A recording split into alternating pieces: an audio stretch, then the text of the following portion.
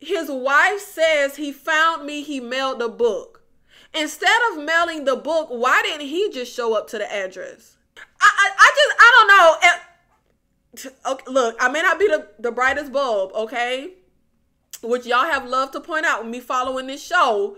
But this isn't making any sense to me. William is trying to find Greta and Grace, but he was able to mail the book to the address where they were residing. Why not just go there? So that makes me feel like either A, that just don't make no sense, or B, William knew their location, but he wasn't using Apollo to find Greta and Grace. He was using Apollo to find this island. Hello, beautiful people. Welcome back to my channel. In this video, we will be continuing our discussion of the Apple TV series, The Changeling. We are at episode 5. We are more than halfway through this journey. And this episode starts with a flashback of Emma in Brazil. They are finally filling in the blank of what exactly happened on Emma's trip to Brazil. And we have the narrator saying that whoever is not taught by the mother will be taught with the world.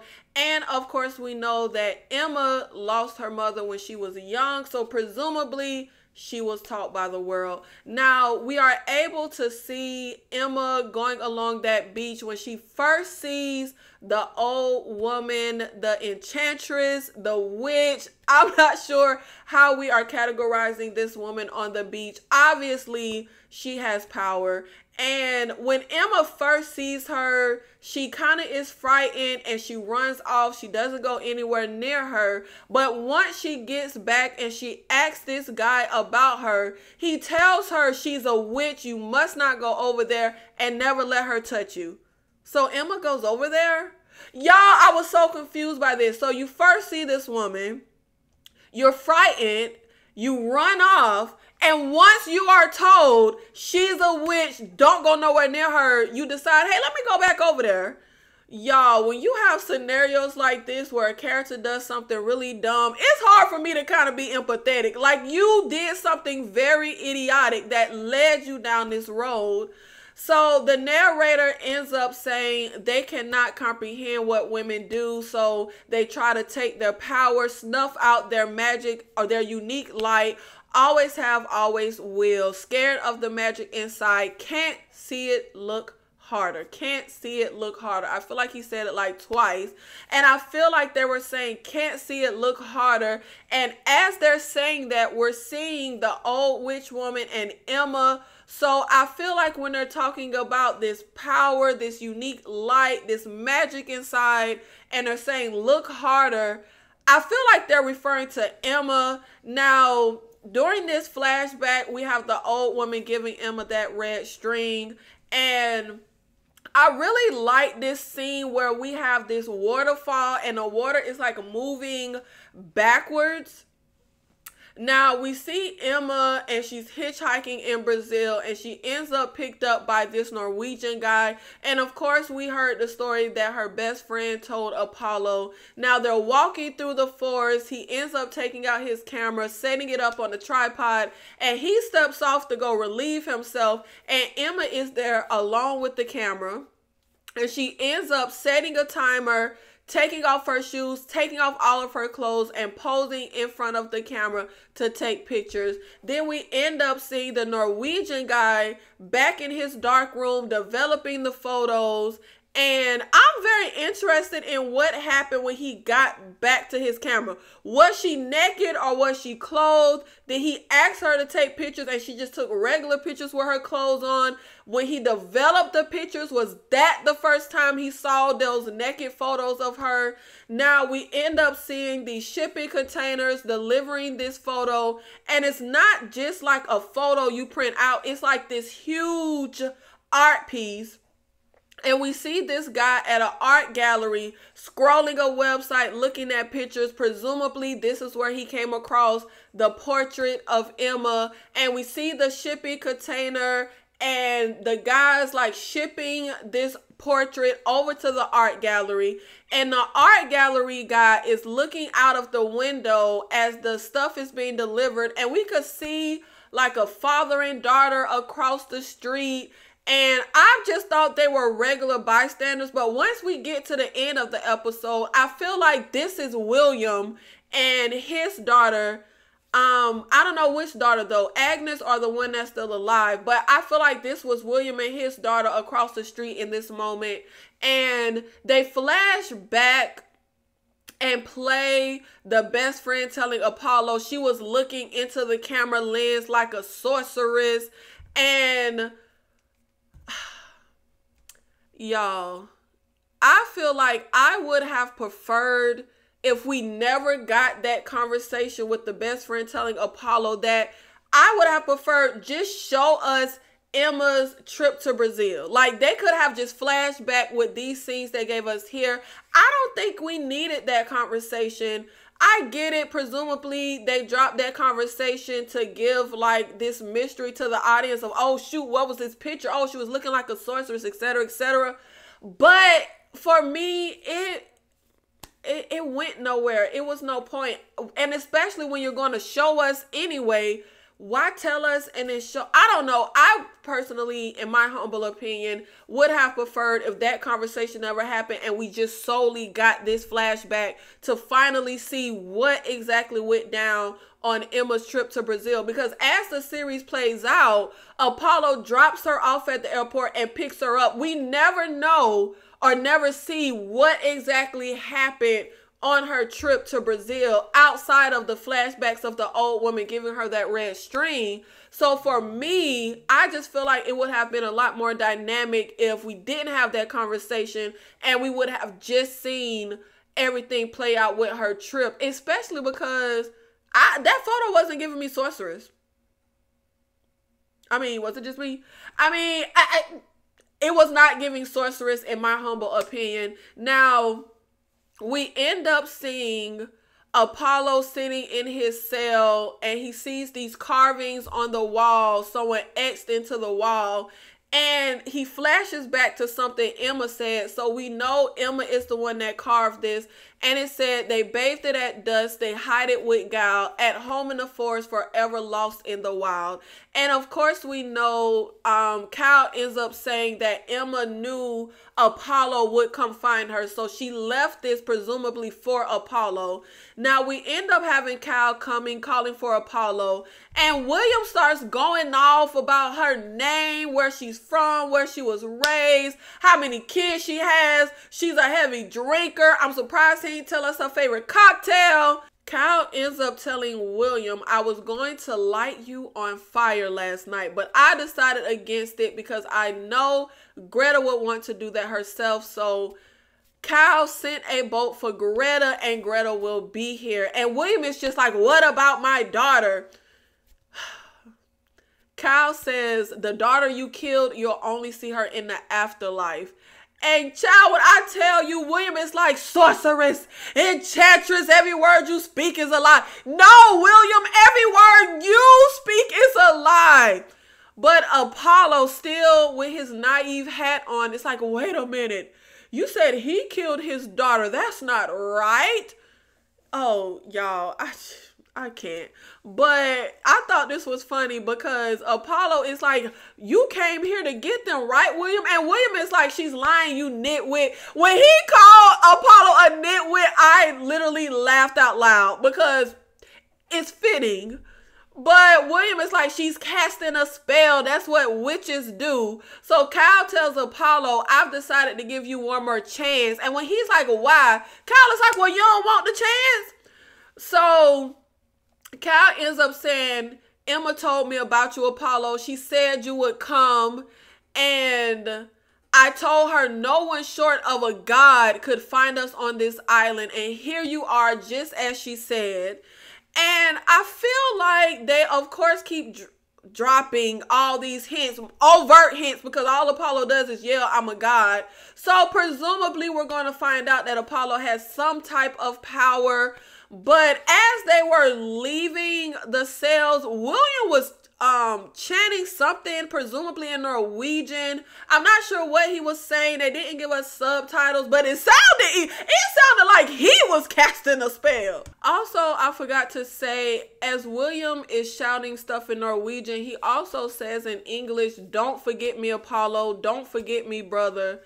And I'm just sitting here like, I'm really was spending this episode wondering if Apollo was going to tell Cal about what William said about everybody dying on the island. It seems like pertinent information that you should give, but I was literally spending the whole episode like, is he going to tell her about that? But now outside walking along, it's just Apollo and Cal, and they're having this conversation, and Apollo, still naive, is just going on about it's like William isn't the person I met. He was sweet. No, he was never sweet. He was off. He was odd. And he was pretending to be, distraught about losing his wife. But Apollo is telling Kyle, like, what is going on? Are you going to kill me? I mean, I really don't care if you kill me, but I just would like to know what happened to Emma before I die. And Kyle is just like, this will become clear in due course, but without haste, so there are no misconceptions. The dialogue, I don't know. For me, I just be like, come on, can you just like talk regular? So Apollo is asking if Emma is here on the island, which she isn't. So Apollo was like, okay, well, can you get a boat to go get her like you did Greta? But Cal tells him there isn't a boat that can bring Emma from where she is. There's no boat, no car, no plane, no train. And he's like, what does that even mean? And Cal is just like, she's out there, Apollo. That things have to be understood before he can go out there too. So wherever Emma is, Apollo will be making a journey there as well. But he has to like learn stuff before he can make that journey. Now we end up flashing back to Emma on the rooftop with baby Brian, and she's upset. She's telling him that this doesn't feel the way she thought it would. She didn't know it would hurt this much, that she has this pit of sorrow, and she knows she's supposed to love him unconditionally, but all she can feel is panic. And that feeling of panic is overflowing or suffocating the love she's supposed to have. And that she's trying to tell him she wished she was a better mother for him. And what will happen to them if they don't make it. And then this light kind of flickers on, and they flash to Emma and Apollo's wedding, which looks like it was on that same rooftop. And we have a moment where Emma is throwing the bouquet. And even though the women are literally standing like 2 feet behind her, she like chucks the bouquet so far, it flies off the roof and lands in the street and gets run over. And they're just laughing, having fun. But I'm feeling like maybe that was an omen. But I also feel like they didn't even, maybe it wasn't. Maybe this is just a flashback to the wedding, because she already cut the red string. So we didn't even need like a bad omen to lead us down this road. We already had the bad luck of cutting the string. So I'm not quite sure what this was supposed to represent. Now, they flash back to Emma back on that rooftop with baby Brian. And she's like, I wish you could have known me back then. I wish she was here. And then we see Emma at the library posting on the Wise Moms page and getting an instant message from Kyle that's saying, are you receiving disappearing text messages? And I gotta be honest, when she get that message, look, I get it, but the way Emma jumps back in her seat and gasps, it felt extremely over dramatic. Like that response, I get it. You like, oh shoot, what the? But I don't know. For me personally, I just felt like that response, that reaction was a bit much. And she ends up responding yes, and then Kyle says, I'm sorry. Now, I'm wondering, though, why would Kyle say sorry? Don't you say sorry for things you've done?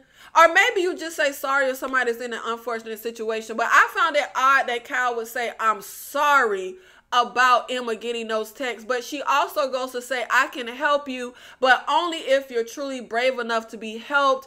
And we end up seeing Emma getting a text from Unknown, which we know Unknown was sending her those disappearing pictures of baby Brian. But the text this time says, "Don't listen to the witches, ha ha ha ha ha." Baby, you can't tell me this ain't William. I already said in my last video that I felt like William was the stalker, was the person sending these text messages. And this kind of just solidifies it, even though I already just feel very strongly it was William. The "don't listen to the witches, ha ha ha ha ha." Baby, that sounds like William.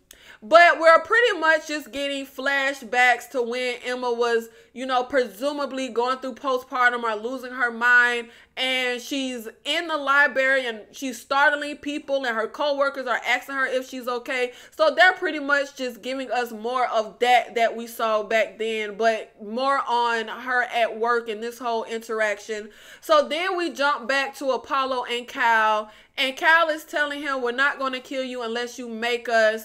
And Cal ends up, and I was surprised that Cal was walking with Apollo behind her. I felt like that's a vulnerable position. Like somebody could I wouldn't want somebody behind me, but maybe she trusts him and knows he's not going to do nothing. But they stopped walking for Cal to hand Apollo a book. And it's the book that his dad used to read him or gave him when he was a kid. And she tells him that Emma talked to her a lot, talked to her about Apollo, about his father, about this book, about how much it means to Apollo. And she goes to tell him, "It's interesting you find this story so captivating because of where you have found yourself." And Apollo laughs and makes some kind of joke about Estrogen Island. And they then flash back to Emma with baby Brian, and he's crying in the crib. And Emma is on the floor, like leaning against the crib. She's falling asleep. And that's when we hear this snarl. It's the changeling snarling. It startles Emma awake. And we then see baby Brian / changeling like giggling, sitting in the crib, staring at her. And she's just like, "I will not let you make me, you know, feel like I'm crazy." And he snarls at her again, and she gets up and she tosses the bottle. I was curious if the bottle hit the baby. But the baby just continues giggling. Then Emma goes off to the living room and she's about to take that prescription because remember, we felt like she was having postpartum, but she just keeps saying to herself, "I'm not going to let you make me think I'm crazy." And she tosses the pills. And I understand her having to like keep saying this to herself. It's kind of like when you have to remind yourself or convince yourself of something. It's something that I always tell myself when I get into a situation with people and I feel like they're trying to make me feel like something isn't what I know it is. And I always say, don't let people talk you out of your own mind. It's kind of like you have to like talk yourself up to know that I know I'm not crazy. I know this is what I think it is. So that's what it feels like she's going through the motions of doing. Like, you're not going to make me think I'm crazy because I know something is going on. Now, Emma goes online and she messages Kyle and she types, "I'm ready." And we end up seeing Emma going into baby Brian's room with the bag of chains.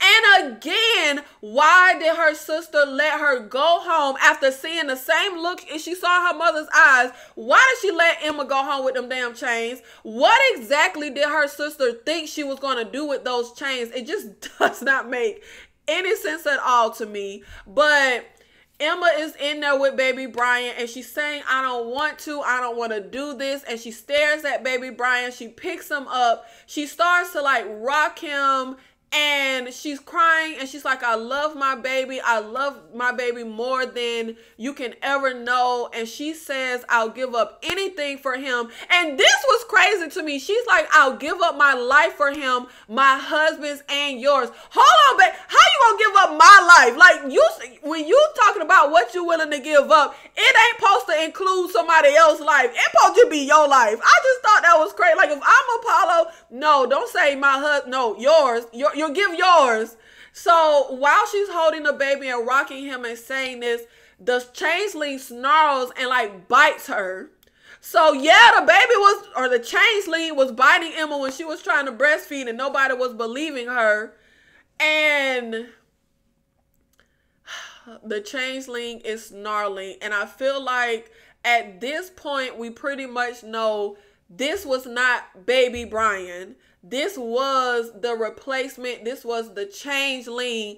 Emma was not crazy the whole time. Now, Cal is explaining to Apollo that he was in New York, but once, like when he got on Wheeler's boat, he was in New York. But once they approached this island, they crossed into different waters. And she goes on to tell him that, like, she's talking about different tribes or something and like islands of the dead. And she's explaining that these were magical places where the rules of your world are not the same. But I found it interesting. She was saying the rules of your world as if she was never a part of like the regular world or the real. I don't know. I just found it odd. She would say your and not our. And I understand that now she is in this world, but if I came from the real world, I don't know. I just feel like I would say our. But anyway, she is explaining to Apollo that he has crossed over into such a place that this was North Brother Island, but they have remade it. And they continue walking, and we see like the community of women and kids. And she's explaining how they have a school, they have a library, and Apollo goes to say how he used to daydream about when baby Brian would start school and how he would be overprotective and he would spy on him and he'd be standing at the window and people would call the cops. And Cal goes to say, and it's a lot of stuff in here about social media, child. I'm just like, if I ever have kids, they will not be on social media. But she's like, we spy on kids all the time now and no one calls the cops. It's called social media.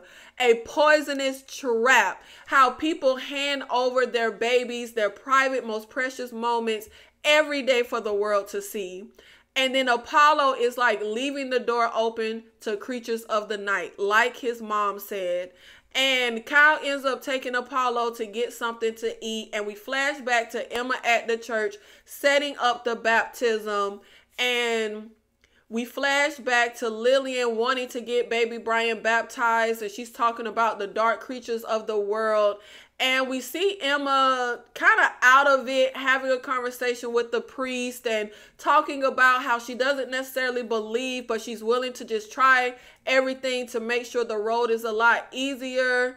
And I just am not, look, I know that y'all, I've been getting some flack for my opinion on this show, but this is just my opinion. I'm not the biggest fan of the storytelling here. We already know that Emma went to the priest for a baptism. I don't see the point in us knowing that and then showing us something we already know. This back and forth constantly is not smooth for me. I just don't enjoy that. I am still engaged with the central mystery, but I'm just not the biggest fan of how they are telling the story.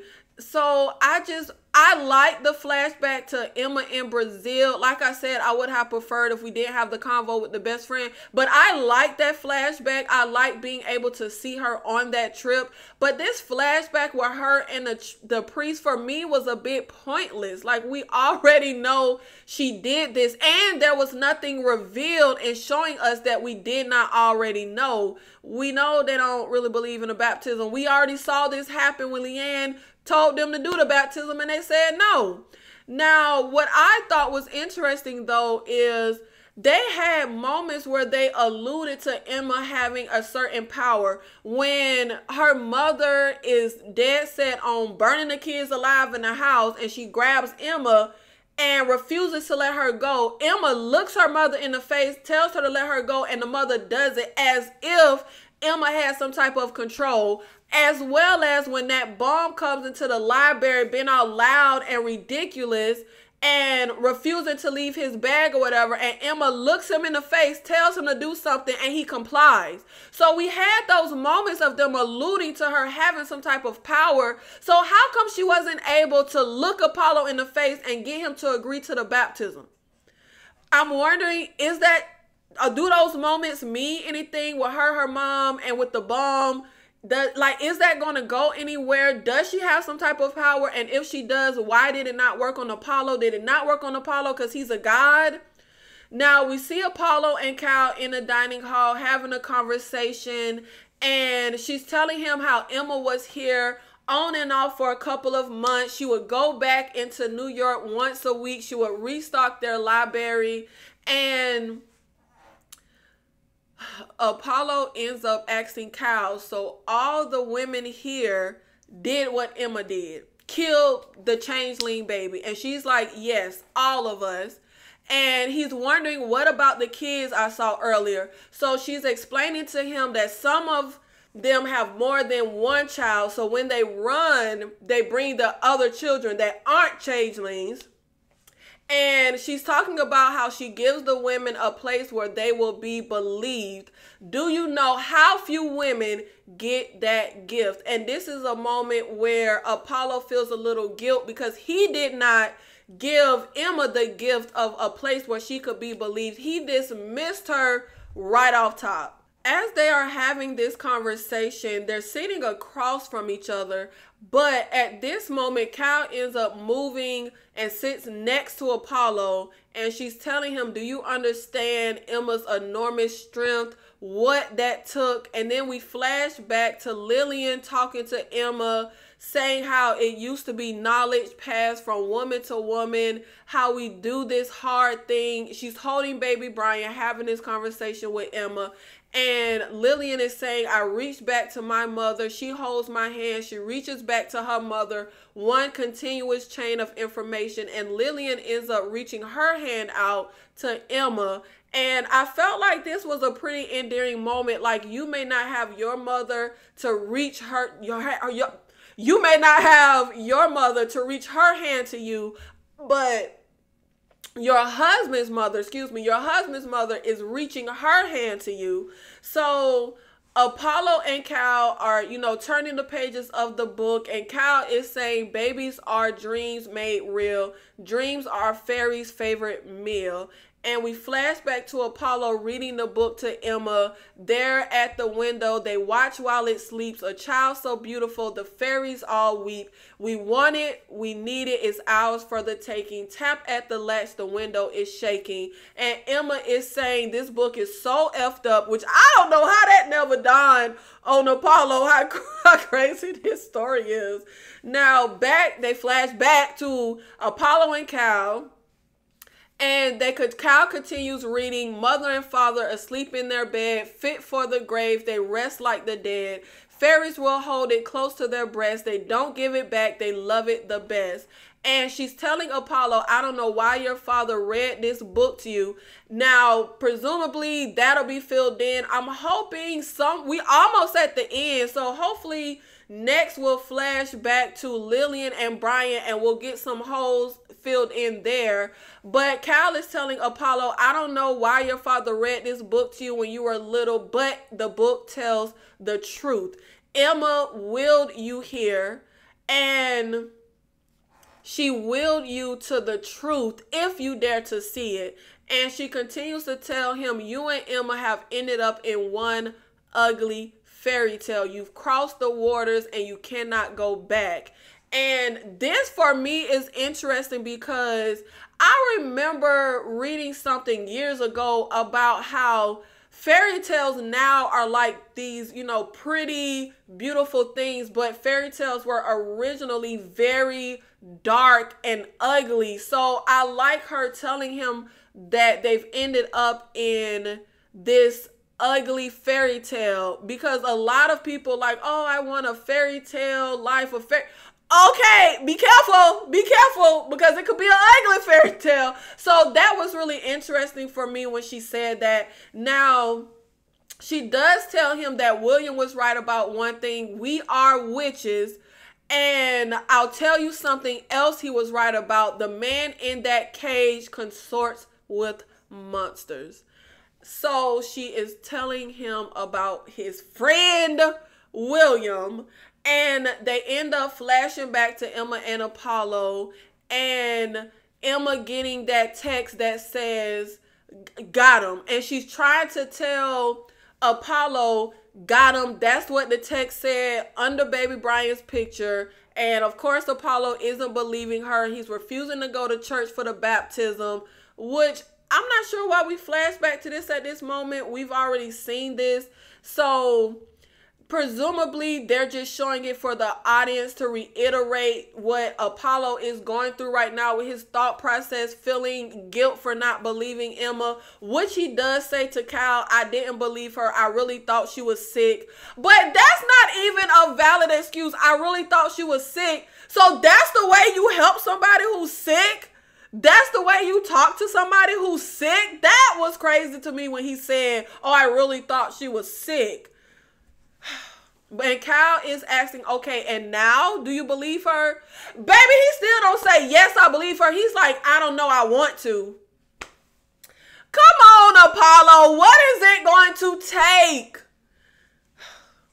Now, they end up outside and Apollo sees this little girl who like falls, hurts herself. He goes over to her. She leads him to like their library area, and he goes to tell Cal, I have to talk to you about Greta. Why? The only excuse I will take outside of his naivete, because I'm like, why do you care, is he don't want everybody on the island to die. And William said if he doesn't do this, everybody on the island will die. So maybe that's why he's still hell-bent on talking to Greta. But then he says to Cal, you know how William killed his daughter? Well, all these women here did something similar. No, Apollo, not similar. No. But he is telling Cal, I just want to hear from her, Cal, please. What? You still believe William? You still don't understand that these women killed the changeling, that the fairies eat the baby? For a god, Apollo is not very bright. For a god, Apollo is very naive.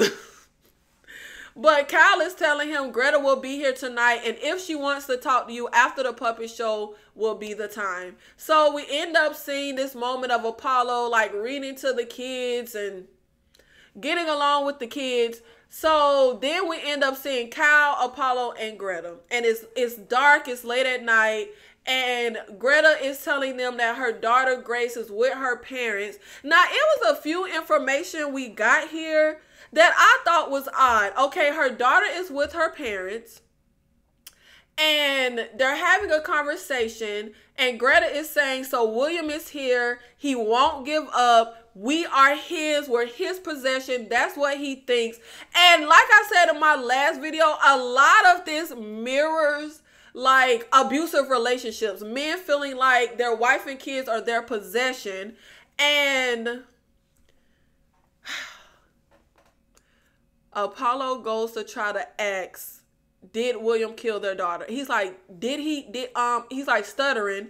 And Greta says, kill my daughter? Apollo says, well, William said, oh yeah, please tell me what he said, because I came all this way just to have you explain his point of view to me. Greta ends up telling Cal, William got my new address. He mailed me a book. This is the information I find odd. William claimed to be using Apollo to try to find his wife and child. But his wife says he found me, he mailed the book. Instead of mailing the book, why didn't he just show up to the address? Greta says the daughter is with her parents. William can't track down his mother and father-in-law? I don't know. Okay, look, I may not be the brightest bulb, okay? Which y'all have loved to point out with me following this show. But this isn't making any sense to me. William is trying to find Greta and Grace. But he was able to mail the book to the address where they were residing. Why not just go there? So that makes me feel like either A, that just don't make no sense, or B, William knew their location But he wasn't using Apollo to find Greta and Grace. He was using Apollo to find this island. It gotta be that. Because he knew where they were. So, how was you looking for them? You mailed the book to where they were. But she's telling them, he mailed me a book, To Kill a Mockingbird. He ruined it. He wrote the same thing on every page. He cleared out every penny from my bank account. And Apollo was just like, wait, how much money did he take?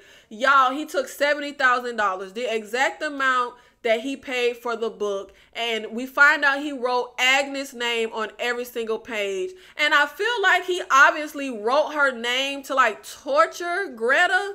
I don't know. Now, Apollo ends up, this is the straw that breaks the camel's back. The fact that William defaced the book. Now Apollo is finally kind of seeing the light when it comes to William. And all it took, it didn't take lying. It didn't take how he was suddenly switching and being a different person once we got to the island. No, it took defacing the book.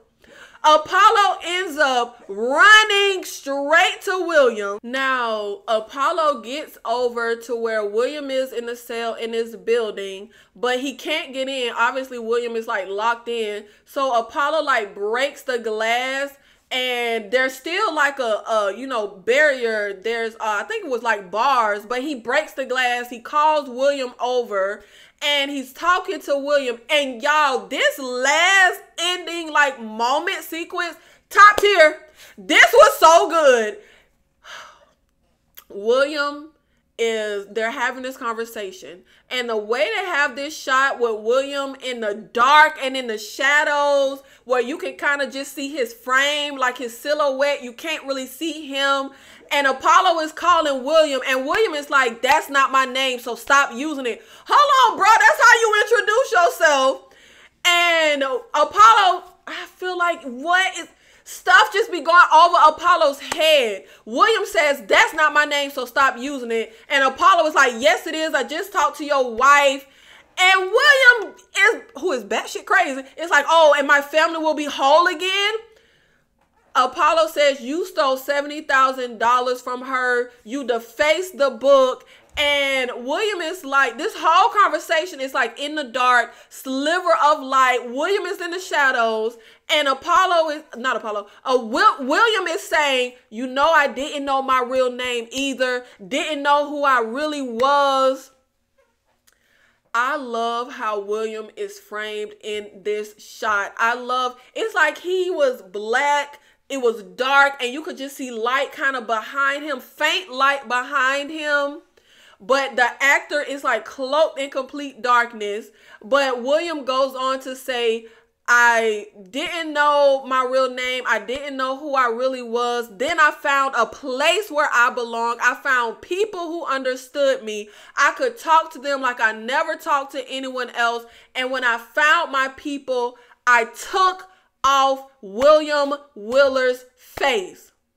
And William starts like slowly walking towards Apollo. And he says, I found my true face beneath. And when my friends saw my authentic identity, they gave me my true name. In fact, Apollo, you know it already. This nigga was creepy as hell in this scene. This actor was acting his ass off with this. And I like how he was in the shadows and then he slowly comes to light and we get a reveal. Baby, he looks so different. Baby, he got hair all of a sudden. Like, he has literally transformed. There is no blood, no injuries from his beat down with Cal.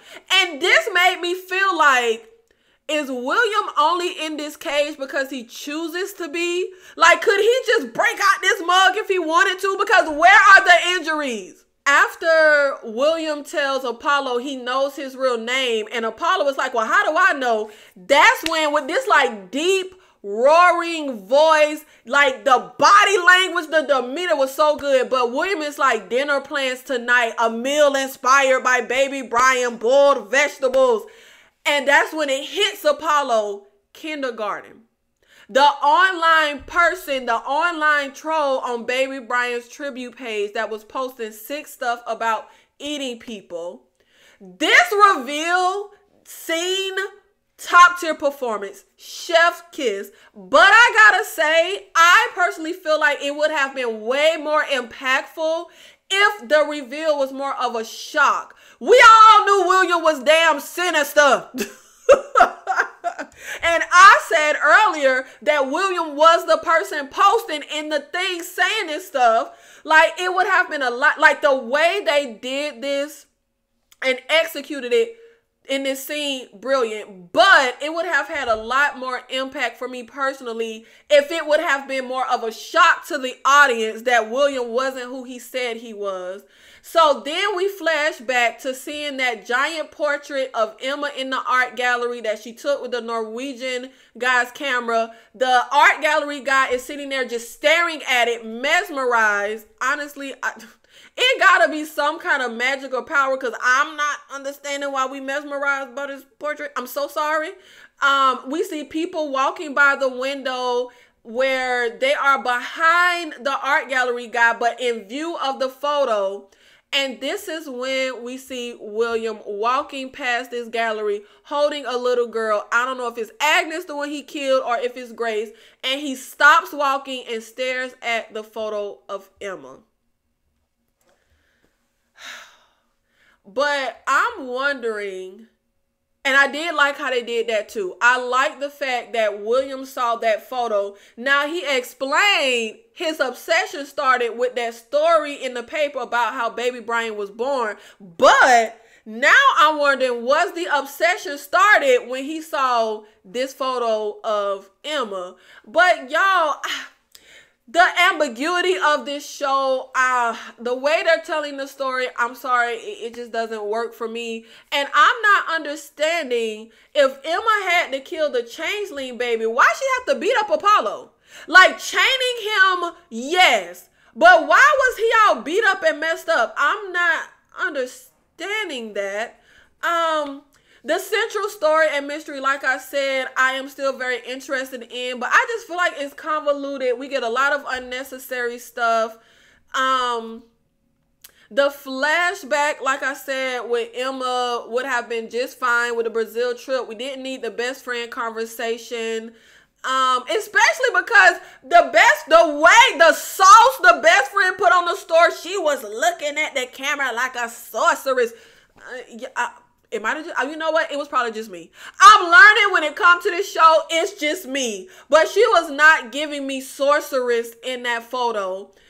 Now, so far, remember when they was talking about Apollo eating humble pie, and I thought it was going to be something crazy. So far, nothing crazy have come of the humble pie, or at least not yet.